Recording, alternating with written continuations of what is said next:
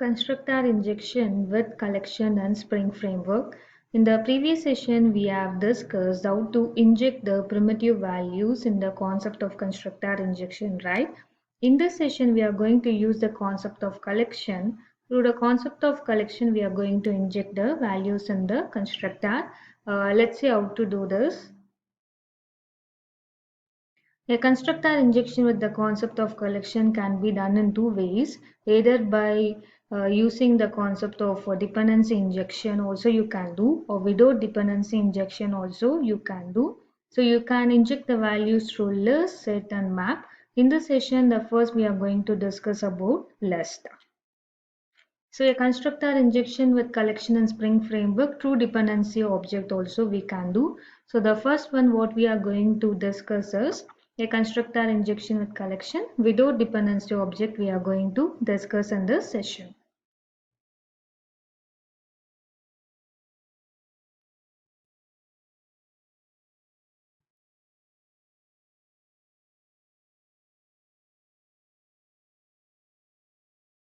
So we are going to discuss the concept of list, collection in constructor injection only. I am returning in the format of CI without dependency injection. Okay, dependency injection only I have written in the format of DI. Okay, so let's take an example of class employee. So in the class employee, I'm going to declare a variables like name, employee ID, department. So employee can work on more than one department. So that's the reason what I'm going to do is I'm going to use list, string, department. Okay, EID I'm going to declare as int and string. After you declare the variables, then we will be initializing all these values through the constructor, and then we will be creating another method called display. Through the display method, we are going to display all the information. After you created a class, then we have to go for an XML. In the XML, we are going to initialize all these values through the concept of the constructor argument. So we will be creating an bin. After creating the bin, we will be creating a constructor argument values equal to, first we will be giving name. Let's consider the name is xxx, and then we will be closing the constructor argument. Similarly, we will be writing constructor argument a value is equal to EID I'm going to say 10, right? After that, we have to initialize here values to the list, right? For that, how we have to do is, so how we need to initialize is we have to create constructor argument and close the constructor argument, and then we have to create list, and then we have to close the list, and then you can pass n number of values here.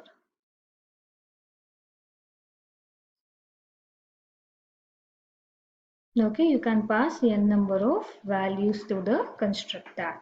So let's write a program on this. So I already created a package. I'm going to create a class.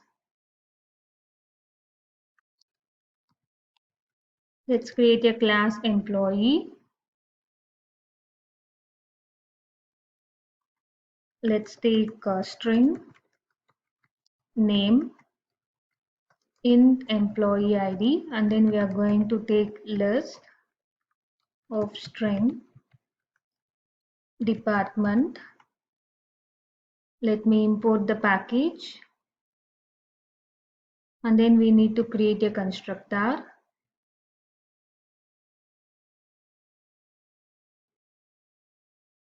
So we created one constructor, and then let us create a default constructor also.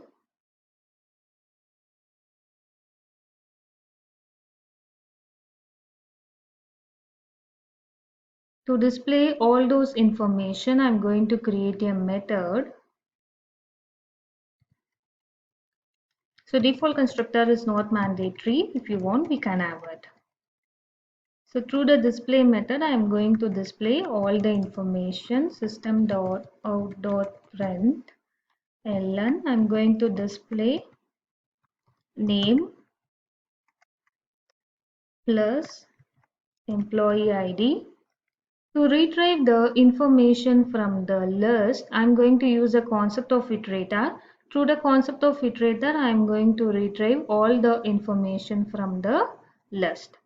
So to retrieve that information, the variable is department, right? So I hope you guys would know the concept of iterator. You would have learned it in code Java. Department dot iterator. So the iterator method return type is iterator and then give some reference variable. It's there in util package, so we need to import it. So through the concept of iterator, we are going to retrieve the objects from the list one by one. So first we need to check whether the object is there or what. If object is there, then we need to retrieve, right? For that, to check that, we have a method called asNext method. AsNext method return type is Boolean. So if it is true, if object is present, then it's going to retrieve the object. To retrieve the object, we are going to use next.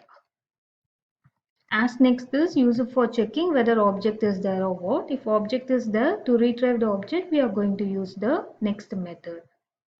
Right? So after we did this, what we need to do, we need to create another class. Let's make this class as configure public static void main. So before we write lines of codes in this, let's go and create an XML page. Right click on source, new other. Here click on XML file. So let's say app1.xml. You can give any name for your XML page. Okay, after this you need to copy some lines of code.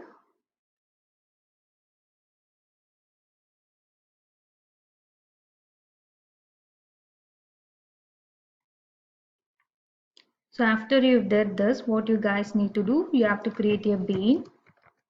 So let's have ID. Bean ID is going to be emp, and you have to say which respective class you are creating the bean. Your class is equal to package name dot class name. You have to give com dot print dot code dot. So the class name is employee.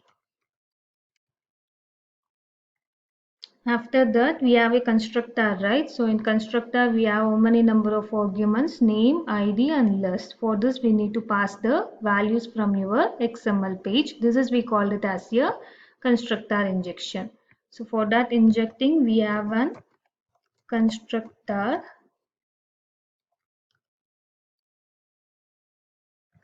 argument value. The first value what we have is name, right? So let's take name as xxx. And next argument what we have is an ID.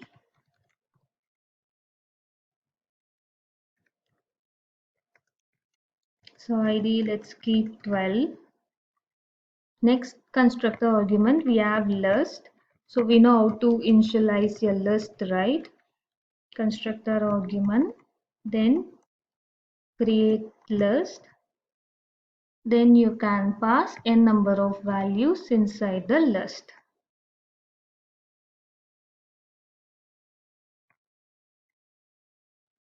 So let's take a value. A person is working in support.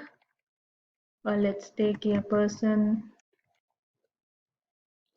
is working in development. Okay, so I'm passing two values inside the list. One is support and development. And then at last you should have beans. Okay, so we have initialized all the values in our XML file. Go for configure class. So let's create object class path XML application contact CC is equal to new.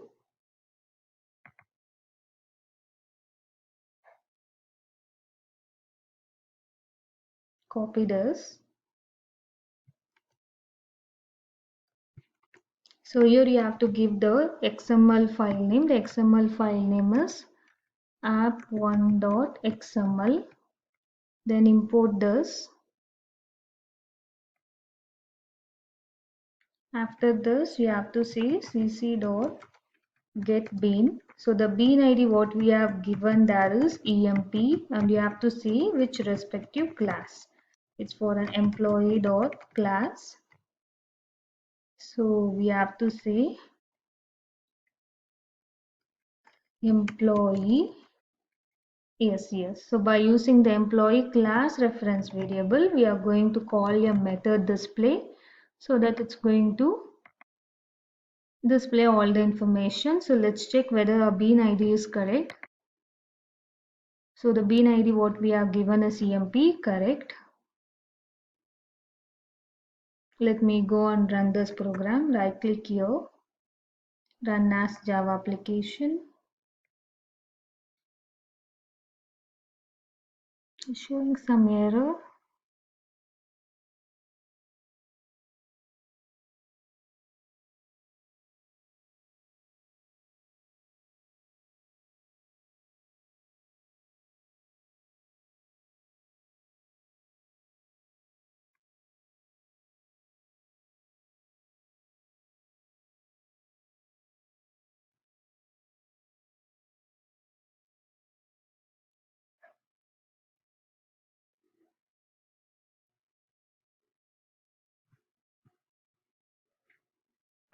So the error what we got is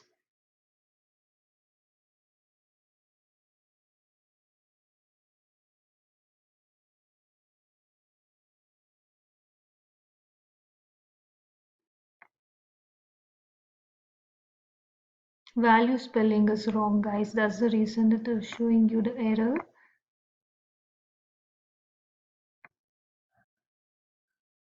So value spelling is wrong.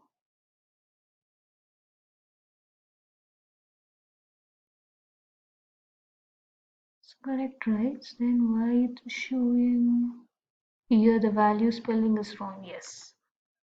So let me save this, go and run the program.